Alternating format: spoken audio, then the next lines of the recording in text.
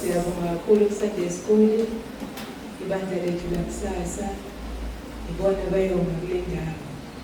Ungathi sisiwogogo kakhulu egameni lenkosi yethu Jesu. uJesu Kristu inkosi. uJesu Kristu inkosi. Umzalwane obikile uMambuyisa egameni lenkosi yethu Jesu. Ngithi uJesu Kristu inkosi.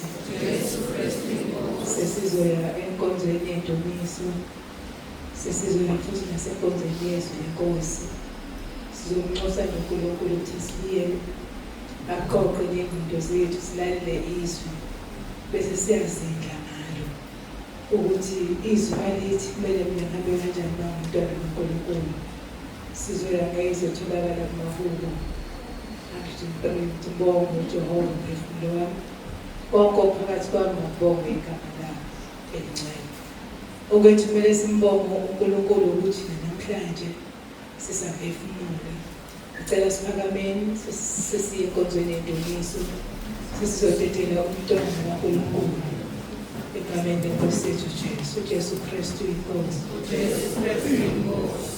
Siqonda ekhaya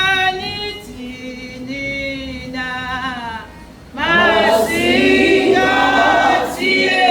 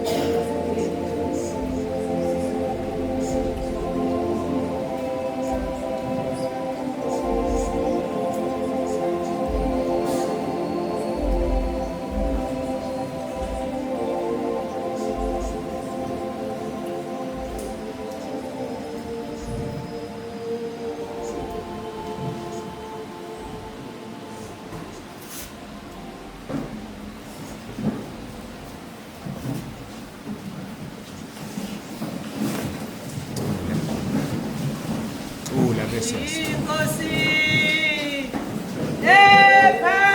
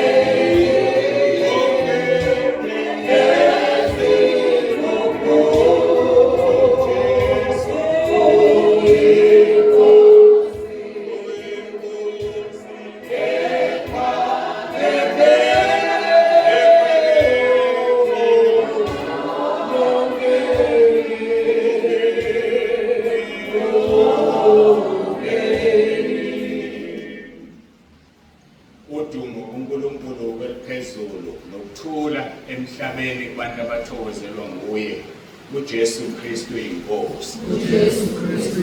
uJesu Kristu inkosi. uJesu Kristu inkosi. Siyambonga uNkulunkulu kakhulu, siyamdumisa ukuba sikwazi ukuhlangana namhlanje ngemva kwenkonzo yePhasika. Siyambonga, simdumisa kakhulu.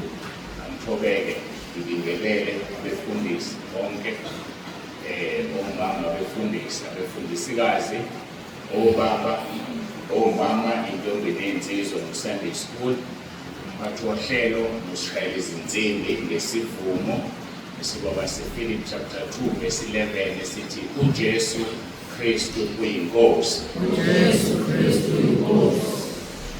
Siyakwemukela bakuswela nomndeni wakho, siyajabula kakhulu ukuthi khona phakathi kwethu, sizizwela sibusisekile. Ngiyakholwa-ke ukuthi uNkulunkulu okuyena okumemile ngomoya wakho ingcwele uzokwenza ubusiseke nomndeni wakho, uthole lokhu oze ukulangazelela. Uyena kuphela ongakwazi ukwenza lokho, uyena ufinyelele enhliziyweni. Thina bantu akukho esingakwenza, thina bantu ukulalela senze lokhu uNkulunkulu akushoyo. Kuloko wami-ke ukuthi ngibusiseke, ngingazisoli ngokufika kwenu. uJesu Kristu inkosi. uJesu Kristu inkosi. uJesu Kristu inkosi. Ngizwile ukuthi bayazama, bayathanda banguswela ukuthi uzojwayela nobaba. Ngicela sivule ngenxa yabo nje abasePhilippi chapter 2 babona ukuthi izwi leli sifunde siqale kuverse 9 ngenzela ukuthi bayijwayele kahle lento beyibona ukuthi kuphi njengoba ke bevakashile uNkulunkulu esibusisa ngabo bephinda bebuya bazi ukuthi lento esiyishoyo kuphi noma bengasabuyanga-ke isikhali lesi siyobasiza noma ikuphi lapho behamba khona. baseFilipi chapter 2 soqala kuverse 9 sidile kuverse 11. Ngalokho-ke uNkulunkulu wamphakamisa kakhulu wamnika igama eliphezu kwamagama onke, verse 10, ukuze kuthi ngegama likaJesu amadolo onke aguqe, awabasezulwini nawabasemhlabeni nawabangaphansi komhlaba, verse 11, nezilimi zonke zivume ngokuthi uJesu Kristu uyinkosi, kube inkazimulo kuNkulunkulu uBaba. Njengoba-ke uverse 11 esho, every tongue shall confess, zonke izilimi zivume, ngisona isiqubulo sebandla, isivumo esisezwini sethu sonke njengabantwana bakaNkulunkulu. Ngelinye ilanga izilimi ziyovuma, lisho njalo lelizwi. Thina-ke sivuma lingakafiki lelo langa, ngoba leli gama linamandla, liguqisa amadolo onke ezulwini, emhlabeni nangaphansi komhlaba. Abanamehlo-ke kamoya sebeke babona embonweni uNkulunkulu ebakhombisa ukuthi masithi uJesu Kristu inkosi sikhiphila ngabe lomlilo, amadimoni ayabaleka, amadimoni ayasha. Mina-ke ngisa-experience-ile ngaleli gama ukuthi uma ukhulekela umuntu onamadimoni uthi phezu kwakhe uJesu Kristu inkosi, alinanazi, lisheshe liphume, alikhathaza, lixoxa, lenze. So leli gama liwumlilo, akulonele bandla elabantwana bakaNkulunkulu bonkana ukuthi-ke silambulelwe-ke njengoba lije sithi-ke uJesu Kristu uyinkosi. Asisho ukuthi uJesu uyinkosi uKristu asale ngaphandle, noma sithi uKristu uyinkosi sisho uJesu ngaphandle. Amagama amathathu njengoba evele kuthiwa-ke masiwasho kuba inkazimulo kuNkulunkulu uBaba. Isambulo-ke sisambulelwe leli gama ungugula bekusandla ekhanda lakho ukuthi uJesu Kristu inkosi, sisuka ngaso leso sikhathi ukugula. Kunabazalwana abangasahambisa iy'ngane zabo ekliniki, asisho ukuthi ikliniki i-wrong, isona kodwa iy'ngane umzali uvela ayivulekele abize leli gama phezu kwengane, ingane sesilisebenzisa ngisho sibingelelana ngoba lishaya imimoya, lishaya amadimoni. Mhlawumbe uzoza kimi ufuthekile uzolwa nami uthi uma ufika wena nsibane ngithi mina uJesu Kristu inkosi ngele lithoba idimoni lawo, awu bese sixoxa kahle kamnandi. So igama nje lingasetshenziswa noma ubani, hayi ngoba engowasentabeni noma wakuphi, ngoba iBhayibheli siphatha sonke. Angidluleke kufikile ngithanda ichaze ngoba bakhombisa ukulithanda ngenxa yokungalijwayeleki, sengithi hayi angibenze bazojwayela kalula kuseBhayibhelini. Akujwayelekile umuntu afike la alisho ngoba ezwasisho, kodwa-ke uNkulunkulu anibusise babusela nomndeni wakho. Angichazele wena wedwa-ke, sengichazele nabanye abebengazi mhlawumbe kahle. Siyabonga kakhulu, siyambonga uNkulunkulu. Angidluleke lapho izolo besiseGlencoe, sibonge kakhulu, ngijabulile ukubona abasentabeni befikile eGlencoe. Ngiphawule lokho ngoba engeke kungiphathe kabi ukungaliboni amanye amabhreji ehamba mina ningahambi. Hayi kodwa ukuthi kuyisona kusona isontanamba ngakhaya lomali akanjwa nemali, kodwa ngijabule kakhulu ukunibona nini benikhona. Ngiyazi nabanye bebengathanda imoto mkhulu ukuthi itekisi igcwalile, kodwa siyabonga kakhulu. Simbonile noNkulunkulu engathi eGlencoe, sibonga nokwamukelwa ifraternal yakhona befundisi baze basikofarisha ukuthi ihholo masiza sotshela bona bakhulume nomasipala singalikhokheli. Liyadula leliya hholo kodwa kubi kakhulu. Kushiyanile-ke last time sakhupha 4,000 bawubuyisa-ke ukuthi kulokhu-ke uthe uma umncwango kufika abantu abahlukene, uma uyafika uthole lo akutshela akuthandayo. So-ke uthe sema silibhukha-ke this time watshela wona u-4,000. Uthe uma esefika wathola abanye bathi hayi u-2,000 rand. so wathothi-ke sakwazi ukukhokha 2,000. So whatever the amount is, akusho lutho okusemqoka ukuthi-ke sithembise ukuthi masisheshe sasho bayokhuluma bibe mahhala. Lokho kukhombisa ukwamukelwa befundisi ngoba siphethe ivangeli elibandlululayo, asiphethe ivangeli lebandla, siphethe ivangeli labantwana bakaNkulunkulu. Ukuthi umuntu ukhonzaphi akusho lutho ngoba vele ibandla lingena ezulwini, kungena umuntu ogezwe ngegazi likaJesu kuphela. Ukuthi ukuliphi ibandla umsebenzi lo kufana nebongo zethu into yala emhlabeni esalethuneni abekho abawansibande ngale mhlawumbe ungabathola esihogweni umuntu ungayikhonza bangasekho abafiki kodwa ezulwini abekho ngeke ubathole. Sonke sinesibongo esisodwa ezulwini, singabantwana bakaNkulunkulu. Siyambonga-ke kakhulu uNkulunkulu namabhrentshi-ke onke ngoba ngikhuluma la-ke ngiyazi nawazwelalela le nkonzo. Sibonga onke amabhrentshi afikile abekhona awukakhulu uThomathi ohlale lifika njalo. Siyabonga, siyajabula noNamithi nePomeroy neGreytown ngingabala ngithi bangixolelele sengibashiyile. Siyazama la ayivumi lento ukuthi sibe live kodwa-ke umsankulunkulu soyinqobo Musa akukhanye lokho phakathi nendawo ngicela ungayitshela mnakami. Siyathemba ukuthi-ke jenise yalo phathini emnyama kuqala esidindezela konke nakhona singiyakanyana bese unyakazisa lento elaMusa unyakazise ngisazi ngokuthokhwayiza ngithokhwayiza amasonto amabili lawo bathi awuqhubeke izithi ngqi yebo sigcinile omabili. Ngiyabonga nginaka ukuthi awakhaya. Sibonga kakhulu-ke uNkulunkulu. Ngesonto elizayo siyapha iMoyo River ekhaya kumzalwane uThizo Sitilile naye wenza inkonzo yokubonga. Bese-ke ngesonto sibulela eBellville ngokudinga uNkulunkulu uma esidinile inkosi uJesu ingakabuyi ukuzolanda ibandla layo ngoba yona ingabuya noma yinini. So lokho kodwa usiyelisa ukuthi sihlele ukuthi siyaphi singavele sihlale sithothobala. Khumbula omunye umzalwane 7 minus 5 uba 2 kwaku-2012 wayesivakashele la waye abe ne-contact nenkosi uJesu ngokusho kwabo.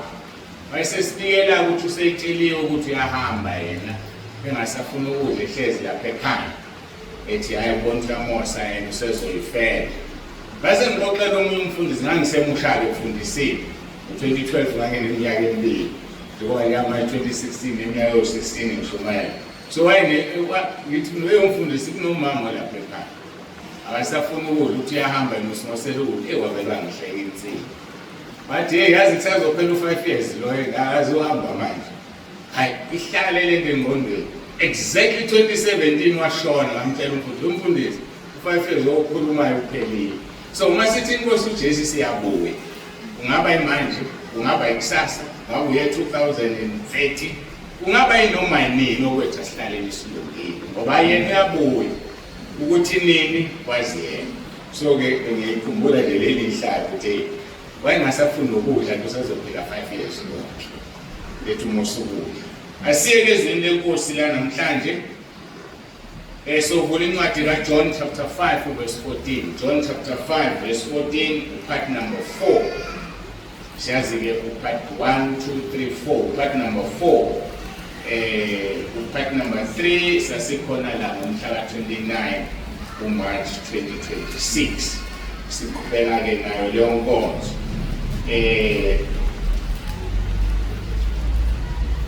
Kukhona abanye la phakathi wethu abangangangena ekhaya lethu.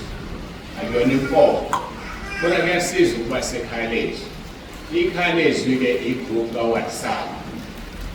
Igroup kaWhatsApp eyaqala ngo-2020 kuze kube manje sineminyaka eyisithupha, 6 years. Inabantu bake bangena 10,000 baphuma kancane ngoba abantu baphuma kuyashisa kushunyayelwa zonke iy'nsuku.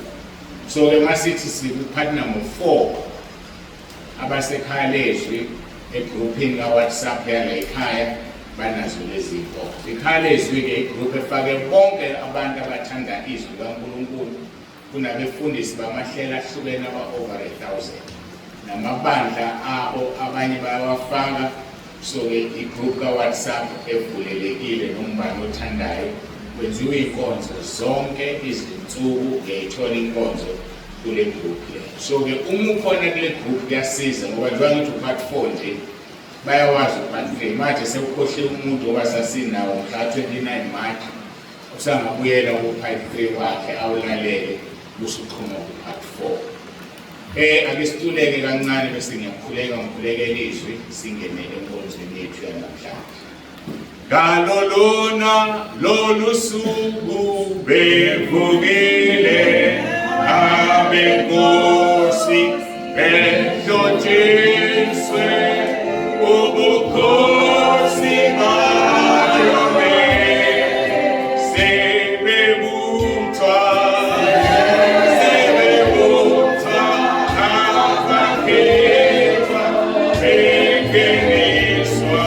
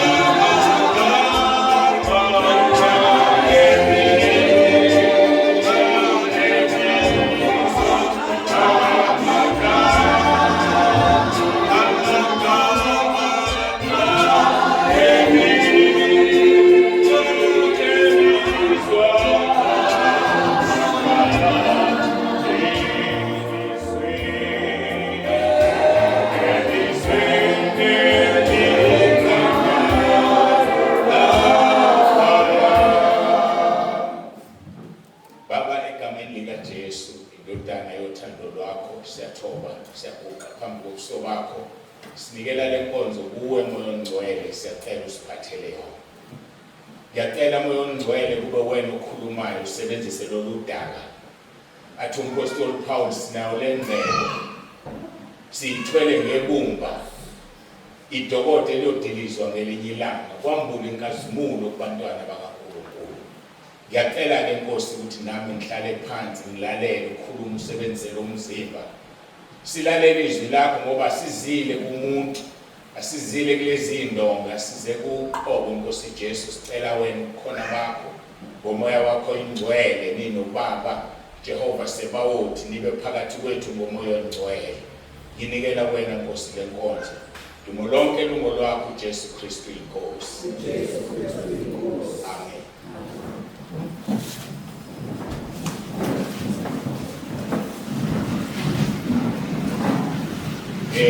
Siqhubeka inkonzo esengishilo part number 4, sofunda uBoka John chapter 5 uverse 14.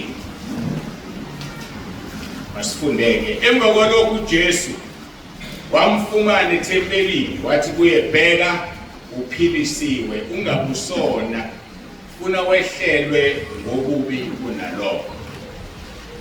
Sizoyikhumbula ke le ndawo. Iqala lapha kuverse 1 ukuthi eJerusalema kwakunechibi elibizwa ngokuthi Bethesda. Igama elithi Bethesda lisho umusa kaNkulunkulu. Bephansi kuneziguli eziningi zihlezi phansi kwempheme eyisihlanu. Impheme eyisihlanu number 5 izinto enkosi usho umusa kaNkulunkulu. Kusho ukuthi babehlezi phezu komusa belinde umusa ngoba ichibi lalizanyazanyiswa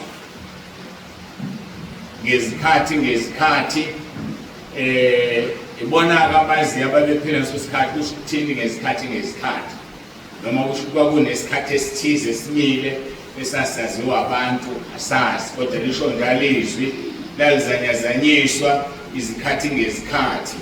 So mayifikile ingilosi yalizamazamisa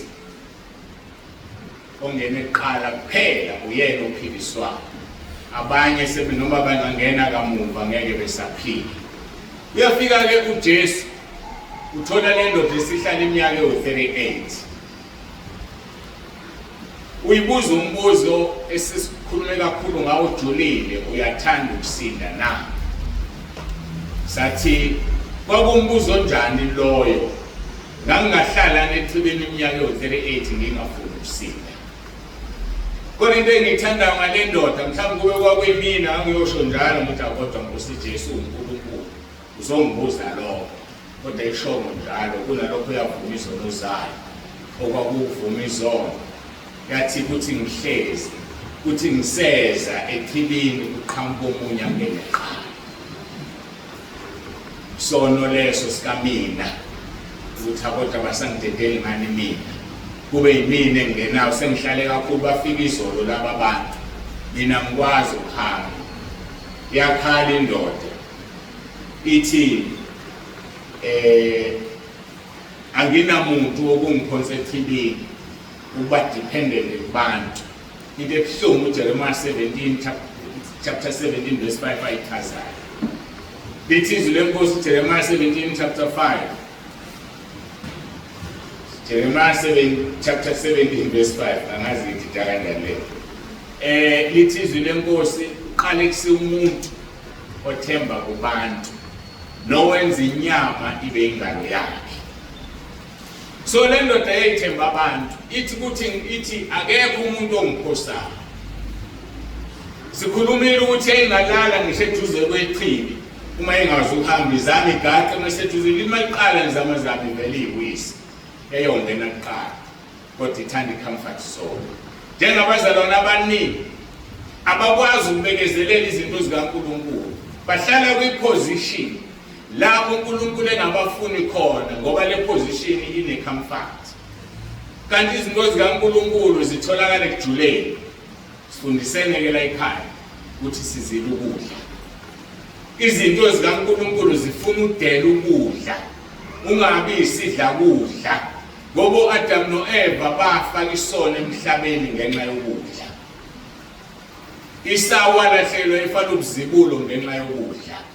So izinto zikaNkulunkulu zitholakala ekuzileni ukudla. Uhlala ungadli, angikhulumi ukuzila ukudla, udle everyday ntambama, kusifona ukuzila ukudla lokho ukudlala. Dlala ukuzila ukudla.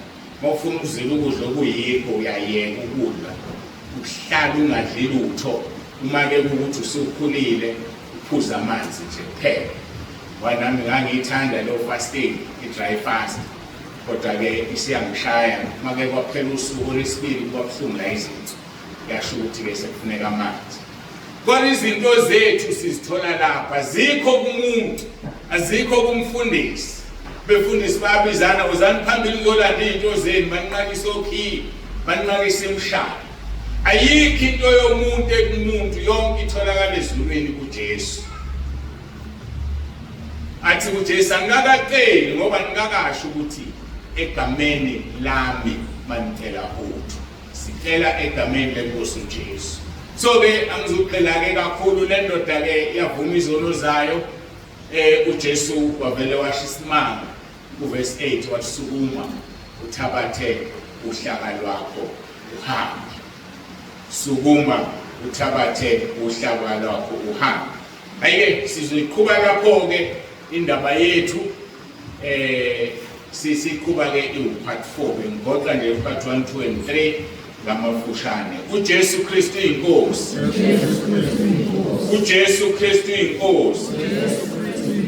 uJesu Kristu inkosi. Sikufundile ke la ukuthi izono zale ndoda zibuya zincane zidelelekile. Ukuthi akekho umuntu ongiphosayo. Ukuthi ngithi ngiseza kuvele ngene omunye phambi kwami. Kubuya kuyizonyane ezincane kodwa zamvimba ukusinda for the full 38 years. Ngoba sikho isono esincane asikho esikhulu. Asikho esidelelekile nesingadelelekile. Ihlabelelo sesihlabelelo siyibeka kahle lento zika Solomon chapter 2 verse 15 uthi sibambeleni izimpunmushe ezincane zithitha isivini ngokuba izivini zethu zinezimbali. Yazi balumsha ngezinto eziningi leli verse nezinto eziningi kodwa ngikhuluma mina ngempunmushe ezincane izona ezincane izona esingazinakile. Uthi mawucasuka uthayime mina ngisancane uma ucasuka 8 yambona umncane akuyena umncane usecabanga ukuthi awushongo ukuthi ngishayana uthekla ekungene ezulwini ngoba ukuhluthukile enhlizweni yakho bamba ukunqaba eyincane ungena ngephezulu. Impunmushe ezincane ezisenza singangeni ezulwini. Impunmushe ezincane ezenza amakholo angangeni. Ikholo iminyaka eminingi kuyafika ngalezulwini akungeneki ezulwini ngezimpunmushe ezincane. Hayi mina ngisayithuka inhlamba kodwa uyathukuthela ikuthukuthelisa ingane uzibize ngesilimi ibize ngesidomo uyayithuka and njengomzali igama usulikhulumile phezu kwayo lizokwenza ukuthi ingane lisebenze amandla olimi. Nasiqaphela izinto esizikhulumayo kakhulu thina esikholwayo ngoba thina esikholwayo uNkulunkulu sesinike ukuthi sifane naye uJesu. Sifundile lapho kwaseRoma 8 ukuthi laba ibazi ngaphambili ubabeke ngaphambili babe nesimo sendodana. So masinesimo sendodana izinto eziningi ezenziwa uJesu siwanikeziwe amandla. So uma kukhulumiswa phezulu komuntu liyasebenza. Qaphela ke izingane ayisaphasa esikoleni ayithola imisebenzi umuntu umzali wathi isidomo wena bakuthatha kancane affected ingane ingakho sivuma izono zethu ngoba asinayo enye irapha yokususa isiqalekiso phezulu komuntu ngaphandle kokusebenzisa igazi likaJesu. Uthi ke uchapter 5 angazi lo verse 5 chapter 17 kaJeremiah qale kusi umuntu othemba kubantu yena ngayiqedanga leyo ndaba. So uma uthemba kubantu njengale ndoda yenye yezinto eyadala ukuthi ingasindi ingaphumi ngoba yaphila phansi kwesiqalekiso sokufisa ukuthi kube nomuntu oyikhonzayo. Namhlanje ke siphila phansi kwaleso siqalekiso ahlala umuntu angasebenzi athi senalitshela ikhansela lenzi lutho wenzani wena uzoze uthembe ikhansela liyahola nokuphela inyanga lisuthe loyihlalele emzini wayo themba umuntu oyibusela yini wena oyenzayo. Abathathi kancane laba bantu abahamba lapha esikoleni bawudayisa uswethu badayisa ufuna ukuphila khona into ayenzayo uNkulunkulu ambusise kusasa umbone semisitha shop hlezi wena ulinde ikhansela. Qale kusiya umuntu othemba kubantu nanto elibhlungu lithi owenza ingalo owenza inyama ibe ingalo yakhe. Ngake ngayithaza ngelinye ilanga uma singasusa ingalo le thatha isandla usibeke la ungakwazi ukudla ngeke sifike isandla emlonyeni futhi usophe kanjani eplating mangisho uhlezi phansi ngeke sifike isandla eplating isixosha ukudla okubiza ukuthi ulale eduze kweplate ukuze isandla ke sisuka la ingalo ingeke. So uma lithi izwi ke uqale kusiya umuntu owenza inyama ibe ingalo umuntu owenza umuntu adle ngaye. Lo muntu odla ngayo othembe yena bakuthanda kakhulu kwabesifazane abesakhulu bathembele kulungele masebeshadile vele indoda ifanele kona. Ngikhuluma mina ngamantombazane ethu lawo esiwazalayo. Yoqoma umfana, uqoma baba omdala, umqoma ethampa imali. Wenza inyama ibe ingalo yakhe. Uyakhula la angasawuthola umsebenzi uneyinkinga ndisiqale kusuthi wathemba umuntu. Wenza inyama yaba ingalo yakhe. Ikushayela ndizikushaya emshadweni. Kanti indaba yona luseyingane wadayisa ngethempeli likaNkulunkulu ngokufuna ukunikwa imali. Yebo siphume emakhaya ngafana, but akusho lokho ukuthi dayisa ngomzimba ukuze uthole imali, uthole ukuphila. Kodwa ke sasingafundisekile mhlawumbe. Kodwa ukhona umdali wethu okwakufanele sizinikele kuye. Uma usuzinikele kuye, uthi funani qala umbuso kaNkulunkulu nokulunga kwakhe konke okunye kuyonezelwa kini. Matthew chapter 6 verse 33. And namanje ke kusekhona abantu abadepende kubantu. Thola umuntu kuhamba ubaba wekhaya. Sehambile ubaba wekhaya usezulwini. Sedayisa ngethempeli likaMoya oNgcwele ngoba efuna ukondliswa ingane. Kanti uNkulunkulu ushilo kuIsaya wathi kuyindoda abafelokazi. Ushilo kuGenesis Exodus 22. Wathi uma nje umhlukumeza umfelokazi nentandane bakhala kiminyozo umphendule emsezulwini. Kodwa sifuna ukwenza izwi. Kusozulandela indoda izokondisa ingane, ihlukumeza ingane zendoda eshonile. Ngoba nje ukuthi ufuna ukondleka ingane. Ake siphume siye kudepende ebantwini. So lo muntu lo wadependa kubantu efithemba ukuthi khona akekho ezokhonza yena ephilini nabo befuna ungena ephilini. Khona owezokhonzana nomunye. So umqondo omfushane ake sibe dependent ekholweni. Ngihlale ngikusho lokho ikhalezwi lisifundisa ukuthi uNkulunkulu wethu sonke akayena okamfundisi. So now uyaziyela uNkulunkulu yomtshela into efunayo kuphela inkinga esinayo izona ezingavunyiwe ziwudonga. Isaiah 59 verse 1 and 2. Lithi izwi likaNkulunkulu indlebe yakhe ayinzima ukuzwa nesandla sakhe sifinyeziwe ukusiza nokusebenza. Kodwa ububi bethu obusahlukanisa noNkulunkulu. So wena diliza udonga and communicate with God. Ngalokho umfundisi Senu ngithandazela ingane yami ethesha uNkulunkulu ezoyidinga kanti wena ukholwa ngoNkulunkulu. Iyo lento ewisa befundisi sibathatha sibakhweze emakhanda ethu. Kanti siyalingana phambi kaNkulunkulu kahlehle ibandla likhulu kunomfundisi. Umfundisi akalutho ngihlale ngikhuluma leyo. Moya lapha ewimpela sore. Njenge custom ufuhlale phansi usuku wethe kuwo. Abeka imenu ngingakusiza ufunani ubize ahamba ayokhodela. Mangingasangeni icustomer uzophelela umsebenzi. Nani ngama customer ami ngideka ukudla kwasezulwini. Mangingasangena eminyango kuphelile ukufundisa. So ubani komkhulu abazalwane noma umfundisi? Abazalwane abakhulu. So yekani ukuthatha befundisi nibakhweze phezulu kwamakhanda enu. Yebo bahloniphende nezingceku zikaNkulunkulu kodwa kuNkulunkulu inini enibakhulu kunabefundisi. Ngoba uNkulunkulu akakhathazeki. Umfundisi sebhede umgudluza bekomuntu. Akaxoshi ibandla. Mangayisho lento nanga namaklabha amakhulu ebhola. Mayibhede Chiefs noma iPirates akuxoshwe wonke abadlali abangabo. Thatha ucoach alahle lapha kuletho umunye ashithi club ikwini. With same players. So ke yazi ukuthi uNkulunkulu owethu sonke. Wonke umuntu unelungelo lokuziyela kuNkulunkulu. But diliza udonga usebenzisa inceka kaNkulunkulu esiyadiliza udonga mosudilizile unelungelo uJesu wasifela esibambanweni ngasadabuka isihenqo sethempeli. Ukuthi sonke sinelungelo sokungena endaweni engcwele. uJesu Kristu inkosi. uJesu Kristu inkosi. So sifuna ukubanjwa ke lezi imbungushe ezincane. Lezi zona ezincane ongayinakile ngeke ngayithinta izolo. Ngazi uma nilalelile inkonzo lapha eGlen. Athi umuntu ngizokubona kusasa. Lithi iBhayibheli thana uma inkosi ivuma ngizokubona kusasa. Ngoba uma ufa ungasambonile ngeke ithi ke mina makucabanga kwami sono sokuqala osithole ezulwini. Nothi afethu ukuphila uthi nisezulwini uhamba uthena emhlabeni.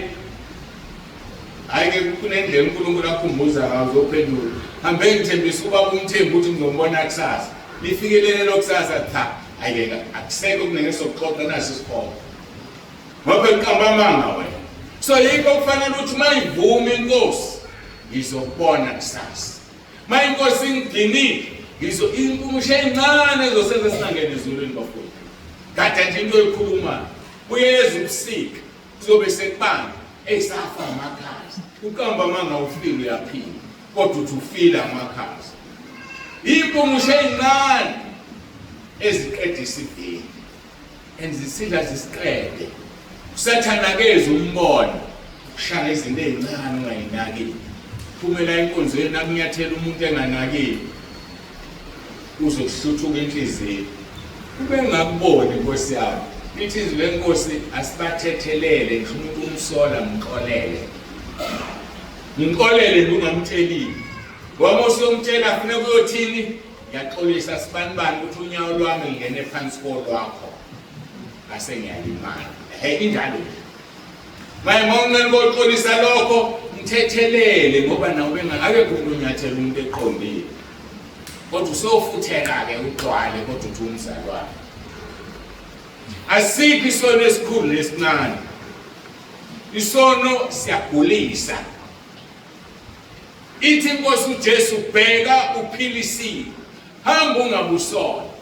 Ukuphila kwalomuntu kwenzeke evuma lezi izono esithi zincane. Asimuze uJesu emkhulekela. Uthi uJesu sukuma uthabatha uhlaka lwakho uhambe immediately evuma izono zakhe. So isono siyagulisa. Baningi abantu bayagula namhlanje kanti izono lezi abazithwele. uJesu Kristu inkosi.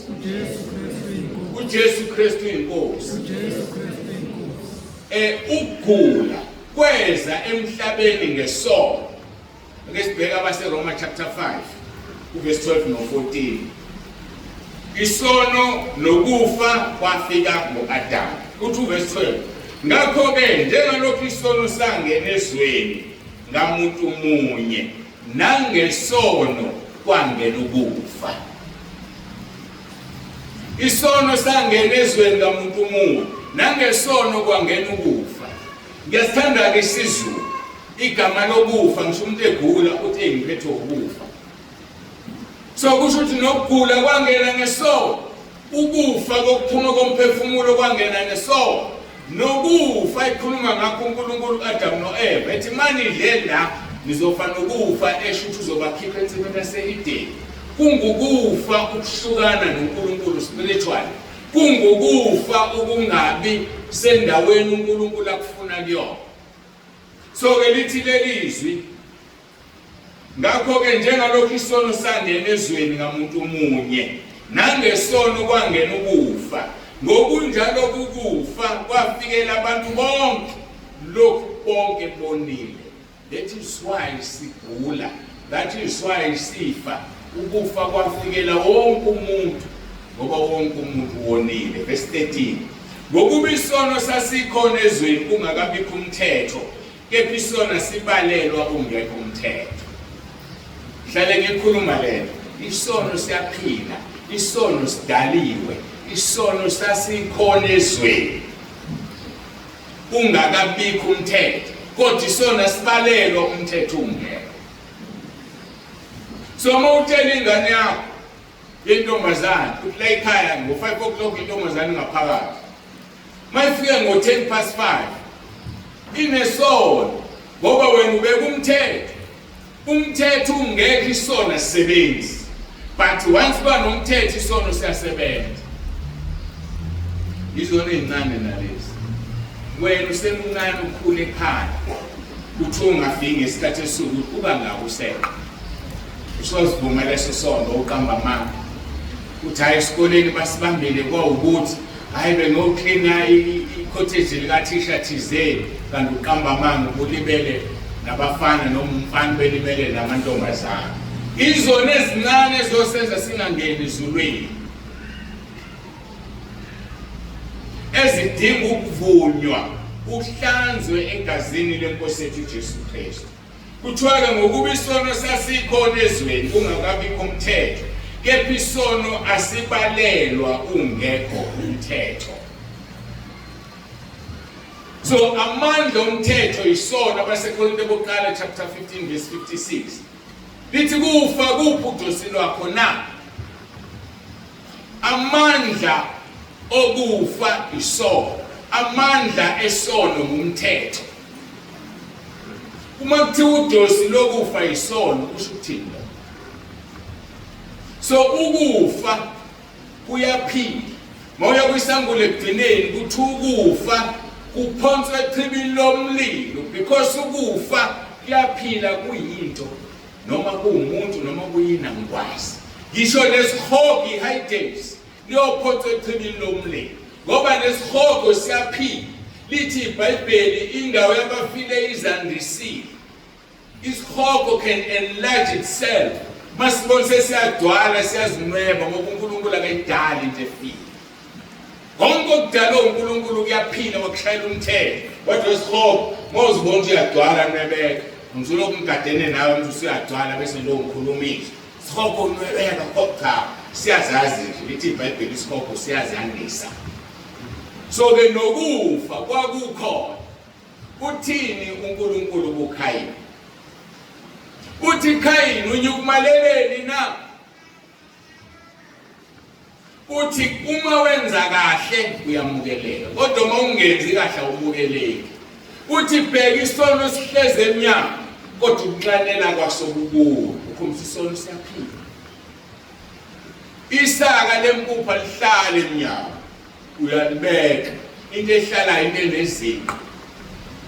Uthi uNkulunkulu isono sihleze emnyango ukunxanela kwaso kukuwo. So wena ozosivumela singene, asingeni ngenkani. Sifana noJesu akangeni ngenkani. Uthi kwisambulo bheka ngime emnyango ngiyanqonqotha. Uma uvula umnyango ngizongena, ngihlale nawe ngidle nawe. Meaning mawungavuli uzoyihlalela emnyango ngqongqotha. What a mighty king he said. Ayifuni ukusenza okopaya amarobot. Umthanda uJesu ngokuphoqiwe.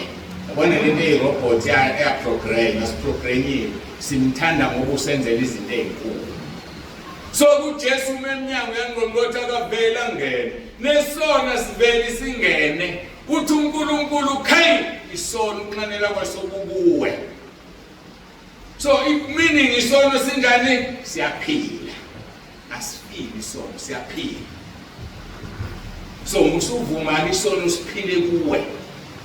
Siyeke siphile lapha emnyango. Wena ulwe nokunxanela kwaso kuwe. Ulwe nokukhanuka kwakho ukhanukela isono. Then uzongena ezulwini ugijima. Ngoba kuzongena abantu abanqobile ezulwini. Lithi ke nangesono kwangena ukufa, ngokunjalo ukufa kwafikela abantu bonke. Ngoba bonke abantu bonile. Ngokuba isono sasikhona ezweni kungakabikho umthetho, kepha isono asibalelwa umthetho ungekho. Verse 14. Nokho ukufa kwabusa kusukela kuAdamu kwaze kwaba kuMose, naphezulu kwabangonanga ngesono esifana nesika-Adamu. Kodwa ukufa kunjani? Uyabusa. Yikho uJesu kuJohn chapter 5 verse 24 atholizwa izwi lamakholwa ngomthomileyo. Udlulile kufelwa ngene ekuphileni, because wonke umuntu owenza isono ufile phambi kaNkulunkulu. So sidinga thina ukuthi siphile ngoba ukuphila kumoya ongcwele. Umoya ongcwele osinikeza ukuphila. Lithi izwi lenkosi, umoya waloyo muntu owavusa uJesu kwabafile ehlala kini uyovusa ngemizimba yenu efayo. Ngoba umoya ongcwele usinika ukuphila, gives us life. Ngeke ukuthola ukuphila kwenye indawo. Athi uJesu ekhuluma noMartha, ngikuvuka nokuphila, okholwa yimi noma uyophila. Naloyo phila akholwa yimi akasoze afe naphakade. Bese ngithanda lamazwi akhe. Athi njoba sila khona phakathi kwena abangeke babuze ukufa. Abanjani abangabuze ukufa? Abalalayo. Yabona njengoba ngikhuluma la, mangafika manje ukufa ngeke ngibuze. Nokona umzimba usala phansi ngiphumele mina, umoya wami ngiyele ekhaya esukweni. Angikuzwanga ukufa. Ukungakuzi ukufa ukungaguli. Bagula abantu uphendula ushonise nawuzwa eyazi ngiyafana ngiyahamba manje. Kodwa khona abangeke bakuze ukufa. Ayovela lale ube ngathi uyaphupha. Ebonisela nezingilosi ngena kwenye indawo. Usibantwana ngaphuma ekamereni namhlanje kwenze njani? Sisukugaleza umnyango uthi uyakhipha. Sithole yabanda qha akakuzwanga ukufa. Uthi uJesu bakhona abangeke bakuze ukufa. Bungekhalela ukungakuze ukufa. Ulale ungahlupheki ungakhali. Yebo kolunye uhlangothi uluhle ukugula uzibona usuyafa. Mawungavumeli izolo qala uvume izolo ngibizeleni umfundisi. Usufuna ukuvuma izolo azi buhlalele insonto lesikhathi.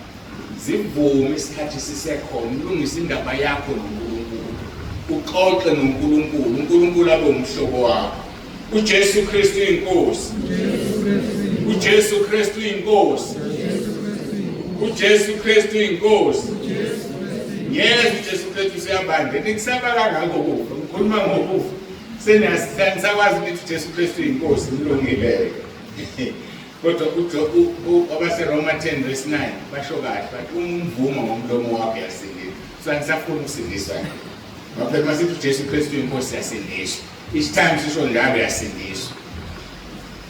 Inkosi uJesu ke iyona yakhetha ukufa. Ibuya nezihluthulelo zokufa nezihayidesi. Sisho njalo kuSamuel chapter 1 lapho verse 17 uqhubeka. Uthi ngingu-Alpha no-Omega oqala nokugcina ngangifika. Avuka after 3 days ngiphethe ikhiye zokufa nezihayidesi. Yena kwathetha ukufa.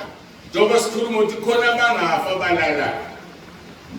Timotheo wesibili chapter 1 verse 10 lithi kepha lo musa esawuphiwa kuKristu Jesu zingakabikho izikhathi usubonakalisiwe manje ngokubonakala komsindisi wethu uKristu Jesu owachitha ukufa. Wachitha ukufa ngoba ikhiye zokufa zikiyele. Uma umuntu ephethe isikhiye sento ngeke ungene lapho engavulile. Uma emethu uphethe izithulelo zokufa nezihayidesi ngeke ufe uJesu engavumile. Ngeke ungene esihogweni uJesu engavumile. Abuya zoba indlela neqiniso lokuphila John 14 verse 6 athi ngindlela neqiniso lokuphila khona yedwa yakubaba kodwa uzoyangami. So kusho ukuthi noma ngabe yikuphi uJesu ukhiye. Ngombalekela umdoje ungafuni ukuthi uJesu Kristu inkosi but ungoqala nokugcina. Uphela lapho. Uyena ozokuvulela umnyango wesikhoko ungene. Uyena ozovuma umphefumulo wakho uphume. Uyena futhi oyindlela ozokuthi ezulwini. Nkosi eyisimangaliso ungethanda ukuyikhonza wena. Lithi ke kepha lo musa ngoba umusa sawuphiwa kuKristu Jesu zingakabikho izikhathi. Usubonakalisiwe manje ngokubonakala komsindisi wethu Jesu Kristu. Owachitha ukufa walethela ekukhanyeni ukuphila nokungabhubhi ngevangeli. Ivangeli lona liletha ukuphila ekhanyeni. Ivangeli esilinikezile. And I'm very proud ngevangeli uNkulunkulu anginikeza lona. Ivangeli leqiniso. Ivangeli eli-based ezwini. Selokhu ngiqalilela ngaze ngikhulume ngane kwami. Ngithi mina izwi lithi. Mayisiphelile inkonzo. Uzokukhuluma iphutha ngothi kwakuntsibanda uthela. Ngoba mina ngikaze ngisho lutho namanje. Ngikhulumisa amavesi. Umsebenzi wami yiloyo. So sizolalela izwi. Sifuna izwi. Asifuni ukuhlakanipha komuntu. Asifuni izambulo zomuntu. Sifuna izambulo zezwi. And sizithola kuphela ngomoya ongcwele. Akekho omunye wabambulela izwi. Moya kaNkulunkulu. Siyambonga uNkulunkulu ngoba ivangeli esilinikezile elihlukanisa umuntu nesonto. Ilona vangeli engilishumayelayo. Ngoba ngifuna sonke siyezulwini. Angifuni namunye ayobhubha kodwa ngeke ngizomkhoqa. Into engithanda iyodwa ngeke nizilandulele ngosuku lokugcina. Athi verse 11 angikwazi ukuxhuma ufuna ngibuyele ku verse 10. SikuTimotheo wesibili chapter 1 verse 10. Kepha lo musa esawuphiwa kuKristu Jesu zingakabiki izikhathi usubonakalisiwe manje ngokubonakala komsindisi wethu uKristu Jesu owachitha ukufa walethela ekhanyeni ukuphila nokungabhubhi ngevangeli. Verse 11 engamiselwa lona ukuba ngibe ngummemezeli nompostoli nomfundisi. Verse 8 ngalokho ungabi namahloni ngobufakazi ngenkosi yethu nangami isiposhwa sayo, kodwa hlanganyela ukuhluphekela ivangeli ngamandla kaNkulunkulu. Apostle Paul obhalile ngiyawasho amazwi akhe ngithi ungabi namahloni ngaleli ivangeli nangami, ngoba ngiyayazi impilo engiyiphila anginamahloni ngayo. Noma ngibhekele uJesu Kristu inkosi empilweni yami. So ke ngakho ke ngingummemezeli, ngiyawasho lawo mazwi kaPaul ezithi ngiwasho mina. Ngingummemezeli nompostoli nomfundisi waleli ivangeli. So kasambeni bafowethu sezulwini, and we can only go to heaven masihlukene nesono. Ayisono siyahlukana naso, simnandi sinjalo kodwa singesesikhashana. Lithizwe lenkosi esibuka ngamehlo kungokwesikhashana kodwa singakuboni ikona okungwina phakathi, ngoba sihambe ngokubona sihamba ngokukholwa. uJesu Kristu inkosi, uJesu Kristu inkosi. Verse 9 saqhubeka incwadi kaTimotheo chapter 1 verse 2 sisiku verse 9 owasisindisa wasibiza ngobizo olungcwele uJesu leloyo kungeke ngokwemsebenzi yethu kepha ngokwecebo lakhe nomusa esawuphiwa kuKristu Jesu zingakabiki izikhathi. Sisindisiwe bafowethu sabizwa ngobizo olungcwele. Inkosi ngabingcwele sibizwe ngobizo olungcwele. So be holy as he is holy. Leviticus 11 verse 44 sho njalo uJehova sabawu yibani ngcwele ngoba mina Jehova ngingcwele. Sizongena kanjani emzini wendoda engcwele thina singengcwele na? Athi ku verse 12 ngaleso sizathu ngiyahlupheka nangalokho kepha nginamahloni ukuba ngiyamazi engikholwa nguye. Ngiyethemba ukuthi unamandla okulonda lokho engikubekile kuye kuze kube lelo suku. Ngithe mangifunda lelizwi leli verse ngathuthumela. Yini ngithuthumelisayo engikuphinde bese ngitshela verse 12 siseku Timotheo ngaleso sizathu ngiyahlupheka nangalokho kepha nginamahloni ngokuba ngiyamazi engikholwa nguye. Ngiyamazi mina engikholwa nguye. Mangimazi yena uyangazi. Uyamazi wena okholwa nguye. Yebo uyamazi, uyakwazi yena. Ngoba khona lolusuku athi uJesu Matthew chapter 7 from verse 21 ngiyokufakaza kibo ngithi angizange nginazi. Bethi bona Nkosi sakhipha amadimoni ngegama lakho, senze imisebenzi yamandla ngegama lakho, athi angizange nginazi. Uthi umpostoli Paul ngiyamazi. Mina ngithi uyakwazi yena. Uyaziwa yini noma ufika kulandula athi suka kimi menzi wokubi ngoba ngizange ngikwazi. Liyaqhubeka leli verse ngithi liyangisabisa. Uthi ngiyethemba ukuthi unamandla okulonda lokho engikubekile kuye kuze kube lusuku. Nanti ngishayisa ubhalo kakhulu. Unamandla okulonda lokho engikubekile. Ubekeni wena kuyena. Yini okufanele ayilonde ebekwe uwe na? Bafowethu masiphila sikholwa siyabeka. Yini oyibekile kuwe? Yini okufanele ayilonde? Ngoba ngeke ayilonde into engcolile. Ngeke ayilonde into eyifake. Ngeke ayilonde into angayidalanga. Ngeke azolonda into engasathana. Njengoba sisho ekhalezo. Asizufukamela ama-emojis ekhalezo. So ke uthi umpostoli Paul ngiyethemba ukuthi unamandla okulonda lokho engibekile kuye kuze kube lolo lusuku. ngibekeni mina kuye na? Ubekeni wena kuye na? Ubeka into azokwazi ukuyilonda? Ngaphela uyalonda. Yini ayilondile?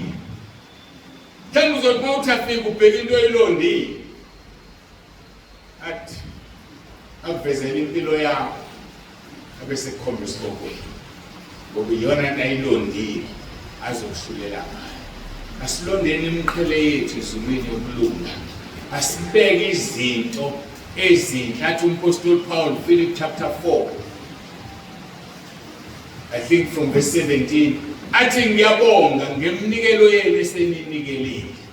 Athi hayi ngoba ngiswele utho, bayanikela abazalwane nginakho kuningi, kodwa nje ngibongela ukuthi nawe ube nakho okuyobalelwa kuwe ngalolo suku. Bakithi kuhlumle, yini obalelwa wena ngalolo suku? Kunezinto okufanele zibalelwe wena. Athi amaHebheru 6 verse 10, uNkulunkulu akasiyele umuntu ongalungile akhohle imisebenzi eniyenzile emihle niyenzele igama lami. Hayibo, ngiyabuza, yini ayilondile yakho? Yini okufanele angayikhohlwa enhle oyenzile?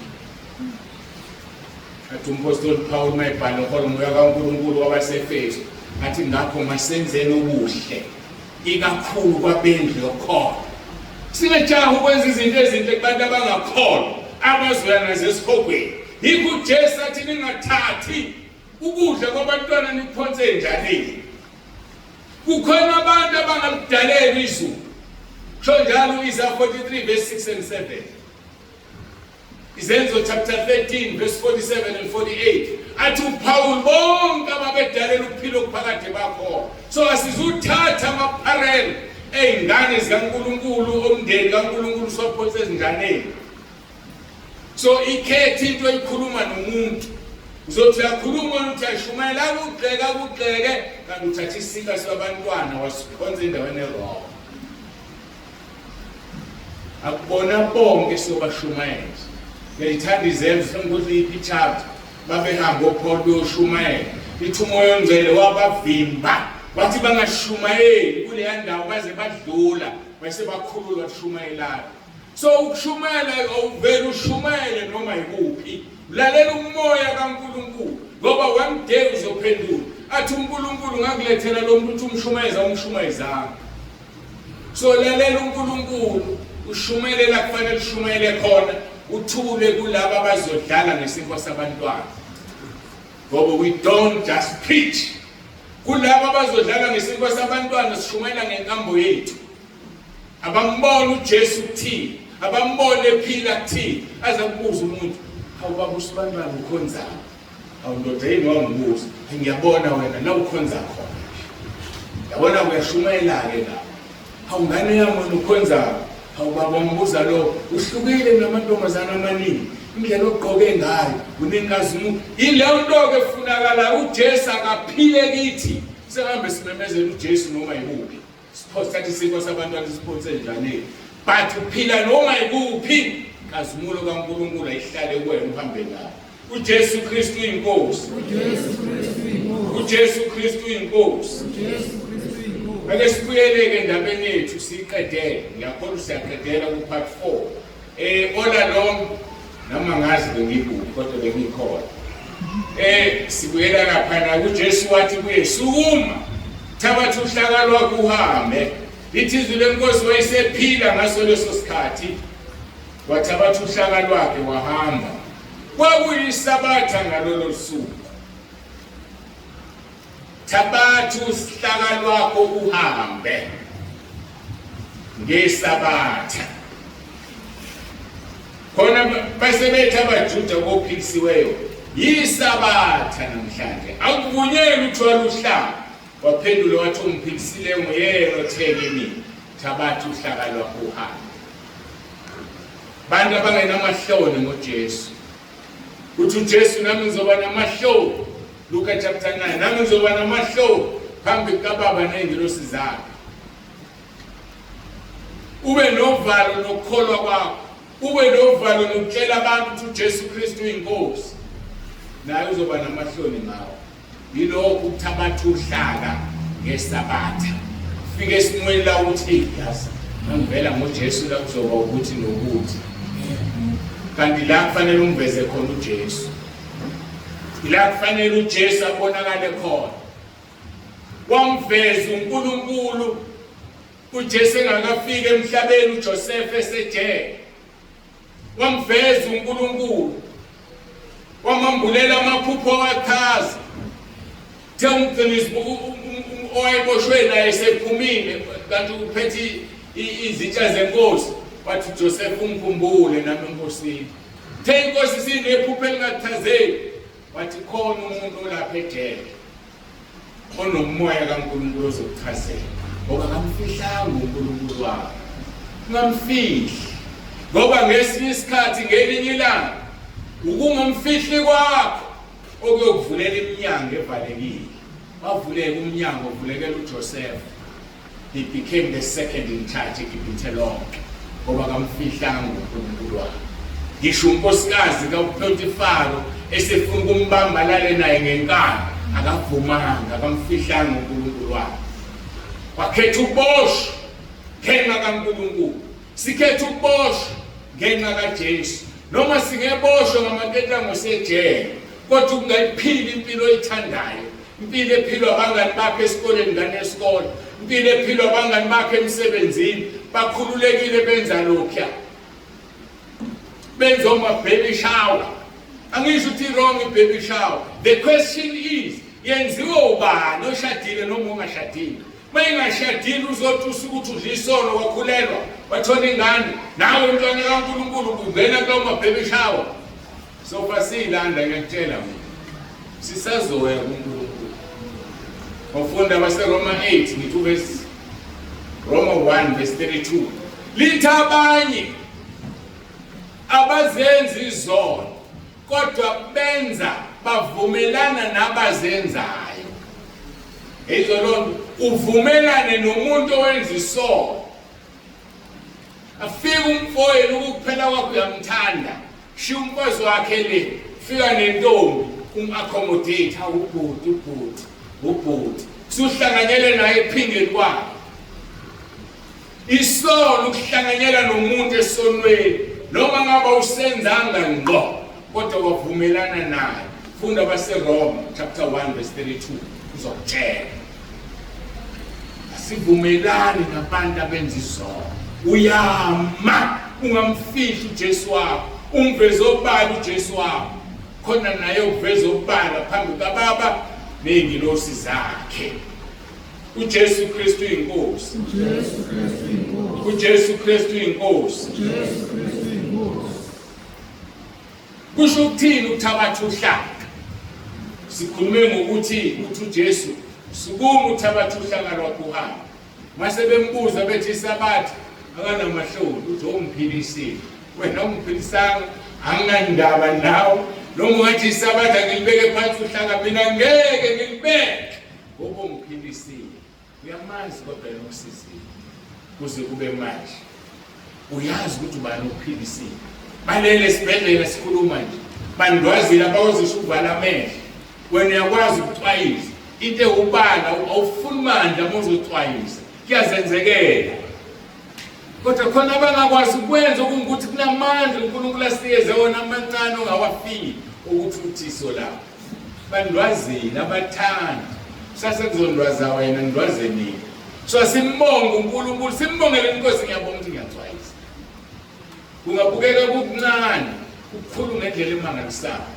uyobona mongasakwazi ukuthi ngiyakanti kunje kuthi omunye mayibhala the importance of water can only be seen once the well is dry ubumqoka bamanzi ububona mayingasekho umthombo usushila kanti kunzima kanti uma benamanzi mayisekhona waxhaphaza nje wenza anything oyithandayo kunjalo-ke nakwaJesu uzombona uJesu usemqoka empilweni yakho mose usenkingeni usumbize engasabizeki athi wenza kwakho lokho ngakhuluma nawe usenesikhathi awuzange ulalele into yakho ijwayele leyo lithi izwi lenkosi asimfune senokuthola simbize seseduze isa 55 sishiye indlela zethu ezimbi nemicabango yethu emibi sibuyele kuJehova yokwenza ukuthethelelwa kube kukhulu lesibuyeleni kuyena uyasifuna thabatha uhlaka lwakho uhambe kusho ukuthini thabatha uhlaka lwakho uhambe nawe ungufakazi ngomuntu ophethe uhlaka mayihamba uvela umbuzi kuyazishokona ukuthi adelele kulo uselithabathile wena ubonakala ngathi usindisiwe ubonakala ngathi usindisiwe uyahambela lapha ejobeni bonakala ngenkambo ukuthabatha uhlaka lo bonakala ngokukhuluma ngoJesu ukuthi ukwenzeleni ukuthabatha uhlaka lo kungubufakazi thabatha uhlaka lwakho uhambe fakaza ngezinto uJesu akwenzele zona ngilithanda ihubo 103 elithi mbonga uJehova mphefumulo wami konke ngaphakathi kwami makubonga igama lika Jehova malidunyiswe kudunyiswe imisebenzi yakhe emihle yomusa yena othethelela zonke izono zethu noyelapha zonke izifo zethu uyambonga wena ngomzimba wakho na uyambonga ngakho konke wena na into eyenza abantu baphinde bone ungalithwala uhlaka ngoba uhlaka lekukhumbuza ukuthi usukaphi mayiphethe lo baba ehamba ingqondo yakhe yamtshela ukuthi I've been sleeping in this thing for 38 years uliphethe nje mayishiya uzokhohlwa acabanga ukuthi ufana nabantu bonke abayihambelayo kodwa mayelokhu eliphethe lamkhumbuza thabatha uhlaka lwakho uhambe ithi imi yethu ungabusona funa wehlelo okubi kunalokho why ukuphethe uhlaka liyakhumbuza sifuna izinto ezosikhumbuza ngoba thina abantu siyakhohlwa ukuthi siwuluthu sifana nembali yasendle ethi mayiqhakazile imbali kufika umoya uyithatha ilahle kude lithi izwi lenkosi imbali bese ayibisakhumbula nokuthi lekusuke ukuthi kubukutshana kodwa yena akakhohlwa ukuthi siwuluthule osidalileyo hamba uphethe uhlaka lwakho uNkulunkulu uyakuthanda lithi-ke izwi lenkosi ngokufakaza lapha kwiSamuel chapter 12 verse 10 and 11 uJesu Kristu inkosi uJesu Kristu inkosi lithi-ke ngase ngizwizwe elikhulu ezulwini lithi kalokho insindiso namandla nobukhosi ngokaNkulunkulu wethu nombuso ngokaKristu wakhe ngokuba uphonswe phansi ummangaleli wabazalwane bethu abamangalelayo phambi kaNkulunkulu wethu imini nobusuku uyamangala uSathane imini nobusuku uyasimangalela yathi enye devil worshipper ithandazelo yakhululwa yathi mawugqoke into advertise uSathane uyagijima yothi ubheke usibani ba uthi ukhonza wena kodwa advertise mina gqoka izinto ezibhalwe Draco uSathane inyoka endala umhleli gqoka izinto ezifakwa amadimoni kodwa uyahamba gqoka iskipo sibhaliwe kiss me mase qabula umuntu la kuvuka inkanuka ngithi uSathane ukhoshela uNkulunkulu awubheke ukuthi umntwana wakho kodwa ufuna beqhathula labo bonke abantu la umntwana wakho nje hlukanana nokubhala izinto ezigqoka into ebhaliwe mayimelene nentando kaNkulunkulu umangaleli wabakholwa uSathane uphonswe phansi emhlabeni bamangalela imini nobusuku lalela nabo uqobo lwabo bayamnqoba one ngegazi lewundlu gazi lewundlu silithola ngokuvuma izono 1 John chapter 1 verse 7 uthi uma nihambe ekhanye njengoba nesekhanyeni ninenhlanganyelo omunye nomunye negazi likaJesu bese liyasebenza igazi likaJesu lifana nesandla ngeke uwashe nesandla esona dinga isandla sesibili ukuze uwashe impahla zakho negazi likaJesu alisebenzi kuwedwa dinga umuntu wesibili ozokhulumela kuNkulunkulu ushilo lapha kuJobe Job chapter 42 qala ku verse 6 and 7 uthi uNkulunkulu bangani bakaJob uma ngingenza njengokwenza kwenu ngingahle ngiqede nya kodwa hambani niye kuJob niphathe inkunzi eziwu7 nikhulume naye nikhulekele ngizovuma ubuso bakhe bese ngimxolela. That is the only reason izono singavunywa kamelweni. Iyakumuntu oselidilizile udonga uNkulunkulu uzobuka ubuso bakhe kunxuseke abese vuma abese xolela wena. Ngoba uziyela wena nesono sakho uzokwenza isilo sengubo. Uthi hambani niye kuJobe. Ngizovuma ubuso bakhe bese ngimthethelela. Ngithanda uverse 10 wakhona Job 42. Lithi izwi lenkosi uNkulunkulu wambusisa ngakho konke uJob bekumlahlekela. The day ekhulekela abangani bakhe.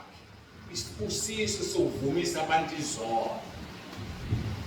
Ngesikhathi ukhulekela umuntu ukuthi aqolelwe, uNkulunkulu ubusisa wena qala omkhulekelayo agcine ngalo wena omkhulekelayo. Isithele lenkonzo kubazalwane nabefundisi abavumisi izono kuthi ohambe ekamelweni kufanele kwamanye amabandla kushunyelwa ngezono zabantu. Ungenze njani ngozoshunyelwa isono sakho ugcina usekamelweni kanti uyalahleka kakhulu. Akushunyelwa ngesono somuntu. Kushunyelwa ngezwi. Selokhu ngiqalile ngikhulume ngesono sikababa. Ngikhuluma izwi mina.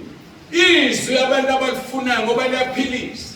Uthi uPetro Nkosi singayaphi masuka kwena ngoba mazophila kwena. Uma wonke amabandla besoshumayela izwi njengala intabeni bebezophenduka abantu baphendukele kuJesu bafe bayizulwini. Kodwa sishumayela izingane kwakhe. Sijaha imali sifuna imnikelo. Juluka umuntu abemanzi epulpit azasho lutho. Khuluma izingane kwakhe sefuna ukukhokhela ufuna imali. Yokwenzani lo mali? So fasilanda bafowethu. Ngisakhuluma nanodwa la ngibuye uTube la. Grouping WhatsApp nawana pheka 10,000 nabafundisi abaningi abalalela. Ngikhuluma nabantu abaningi la manje. So kufanele sihambe ngobungcwele sishumayela izwi. Uthi uJesu John 7:38 okholwa njengokusho kombhalo esifini sakhe kokobhoza imfula amanzi aphilayo. Kukobhoza ukufa befundisi bemila because they don't preach the word. uNkulunkulu ufuna sishumayela izwi lingahlanganiswe nalutho. Ungalishumayela kuphela uphile. Uyisibonele bandleni. Ngakhomba ibhoti uthi ngeke ibhoti lithe dandi 100 kilometers alikaze liye lapha eDanga. Tshela abantu ukuthi abayizulwini wena uwe. uNkulunkulu akayifundi lokho. Asiphileni izwi. Bengilapha ukuthi ke bamnqoba kanjani uSathane. Bamnqoba ngegazi likaJesu elitholakala ngokuvuma izono. Bamnqoba nangezwi lokufakazi kuIsahluko 12 verse 10 and 11. Ukufakaza kwenza uSathane anqotshwe. Ukuphatha uhlaka kwenza uSathane anqotshwe. Kodwa uma lithabatha uhlaka lwakho uhambe uzowa. Wehlelo okubi kunalokho uJesu akusize kulo. Number 3, abakuthandanga ukuphila kwakho. Akufanele ungakuthanda ukuphila kwakho mawukhonza uNkulunkulu. Umina afe kungabi intando yakho kube intando kaNkulunkulu. Uzokuvuza kwelisana. uJesu Kristu inkosi. uJesu Kristu inkosi. Uhlaka silithola ngesabatha noma akulona isabatha. Uhlaka luthwala. Silithwala kuyisikhathi noma kungesona isikhathi. Thabatha uhlaka lwakho uhambe. Ubengakasho mina kimi ukuthi uhlaka lwami angilibeke phansi. Angazi wena sekutshelile wena ubeka phansi kwakho uhlaka. Ulibekeleni phansi. Uthulelane noJesu wakho. Yini impilo yakhe ingashumayeli. Timothy wesibili chapter 4 verse 2-5. Lithi shumayela izwi uqinise noma kuyisikhathi noma ngesiso. Meaning thabatha uhlaka lwakho ungalibeki phansi kuyisikhathi noma ngeyiso. Jeremiah 48 verse 10. Alexi umuntu owenza umsebenzi kaNkulunkulu ngokunganakekeli uqalekisile naye ugodla inkemba yakhe egazini. Mina-ke ngiyajabula mina mhla ngilala la phansi ngobe ngikhiphe konke uNkulunkulu akubeke kimi. Angaze ngiyigodle inkemba egazini. Mawukuthi abantu bayahamba ngoba kuyashisa injumelo, hamba ngomkhumbulo usesosifokweni. Ngihlezi nabantu abafuna ukuya ezulwini ngoba ngifuna ukuya ezulwini. So ngeke ngiyigodle inkemba. Ngeke ngiyeke ukukhuluma ngokufeka, ukuphinga, ukweba, ukubulala. Ngoba nakuthiwa kusebandleni abazalwane. Bayafeba abazalwane. Kufanele bakuyeke ukufeka babefuna ukuya ezulwini. So angifuni ukuqalekiswa ngoJeremiah 48:10. Othi uqalekise umuntu ogodla inkemba yakhe egazi. Ngeke ngigodle ngoyikhipha ngisebenzise. Ngesho wena umela ngibhaqeni wesitimela siyadlula. Mawungafuni hamba. Ngoba asinengani makiwe ezulwini bafowethu. Ngiyafuna ukudizelela le. Ngeke umuntu akusona isitolo samandiya la. Sakhula kuqondana. Mama ngena khona ndali la. Ngena. Moya kaNkulunkulu oletha umuntu la ekhaya. Moya kaSathane okhipha umuntu la ekhaya. Mina wami umsebenzi ukukhuluma iqiniso. Ngiziveze ngisisebenze esithembekile phambi kaNkulunkulu. Esiqondisa kahle izwi lakhe. Ngiqondisa nje ngiqala kimi lidla mina. Mina ufanele ngiphile. Hayi ngilindele abantu baphilizwe mina elingihlulayo. Shumayela izwi uqinise noma isikhathi noma ngesiso. Sola ukhuze. Uyale ngakho konke ukubekezela nokufundisa. Ngokuba kuyoba khona isikhathi abangayivuma ngaso isifundise esiphilayo. Kepha ngokwezinkanuko zabo bayakuzibuthela befundise njengokubatshwa kwendlebe zabo. Bafulathela izindlebe zabo eqinisweni.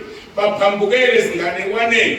Kepha wena qonda ezintweni zonke ubekezele kuhluphekeni wenza umsebenzi womvangeli ufeze ukukhonza kwakho. uJesu Kristu inkosi. uJesu Kristu inkosi. Masithandaze.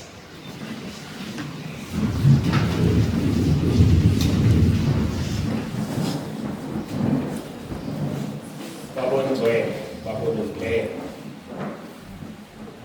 Moya ongcwele, siyabonga, siyathobeka, siyakhuleka egameni lendodana yothando lwakho uJesu Kristu.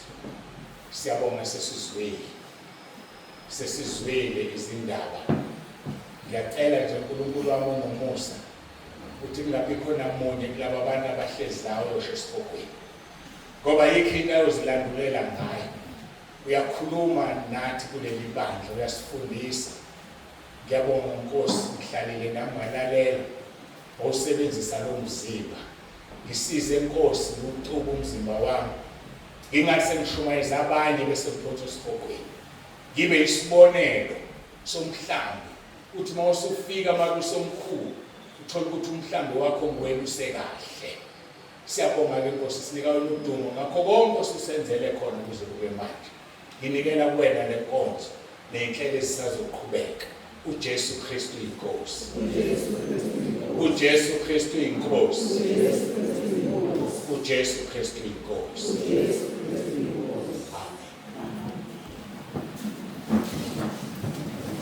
Uyinkosi ephakemeyo,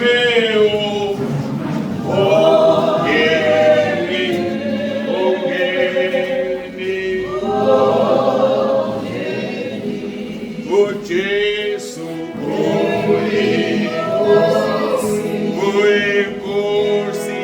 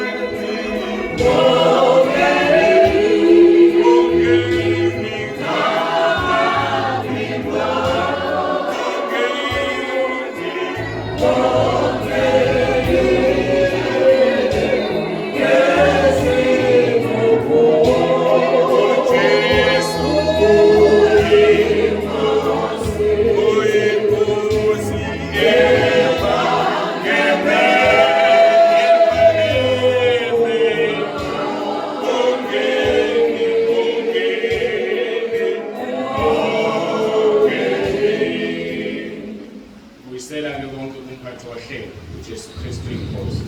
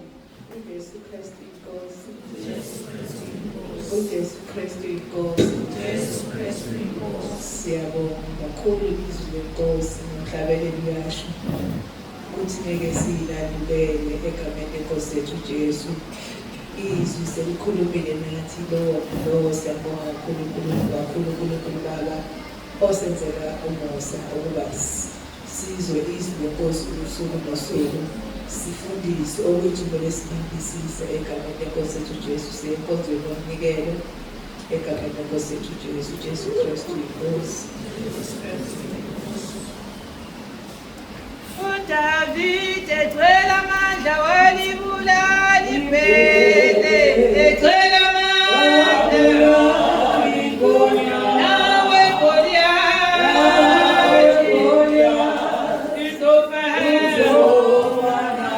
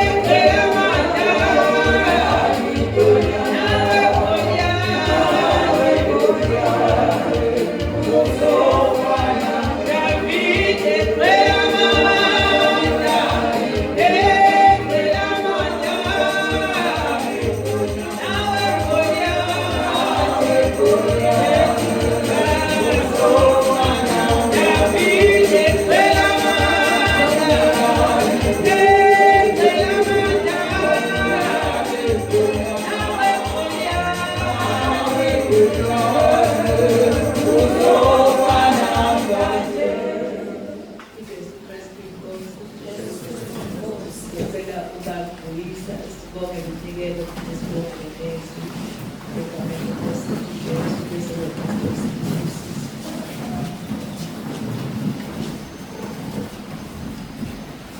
Baba egameni likaJesu Kristu waseNazaretha, siyabonga uNkulunkulu wethu olungileyo ngezwi lakho, izwi lakho eliphilayo, izwi lakho elinamandla. Baba wethu namandla onke, siyabonga ukuthi uyasiprovide uNkulunkulu wethu olungileyo imihla ngemihla ngezwi lakho eliphilayo. Baba wethu namandla onke, siyakhuleka ukuthi Baba silenze izwi lakho siphile uNkulunkulu wethu olungileyo. Siyabonga-ke Baba wethu, khulisa uNkulunkulu wethu olungileyo, inceke yakho ibekile phambi kwethu ukuthi uNkulunkulu wethu olungileyo uqhubekele phambili, ikhulume iqiniso njengoba linjalo. Baba wethu namandla onke, nangu umnikelo uvela abantwana bakho uNkulunkulu wethu olungileyo, lithi izwi lakho uyanikeza umhlonyeli inhlwanelo nokudla ngesimba ukuthi sidle. Baba wethu namandla onke, siyabonga uNkulunkulu wethu olungileyo, sibonga ukuthi uNkulunkulu wethu olungileyo kulokho obanike khona bathathile uNkulunkulu wethu olungileyo baphinde bahlonyele. Siyabonga uNkulunkulu wethu olungileyo, simnikeza udumo egameni likaJesu Kristu. uJesu Kristu inkosi. Amen. Umusa wenkosi yethu Jesu Kristu nothando lukaNkulunkulu Baba nobudlelwane kaMoya oNgcwele makube naloyo phakathi kwethu inkosi uJesu izibuye ilanda ibandla layo uJesu Kristu inkosi. Amen. Nihambe nibe nokuthula kwenkosi.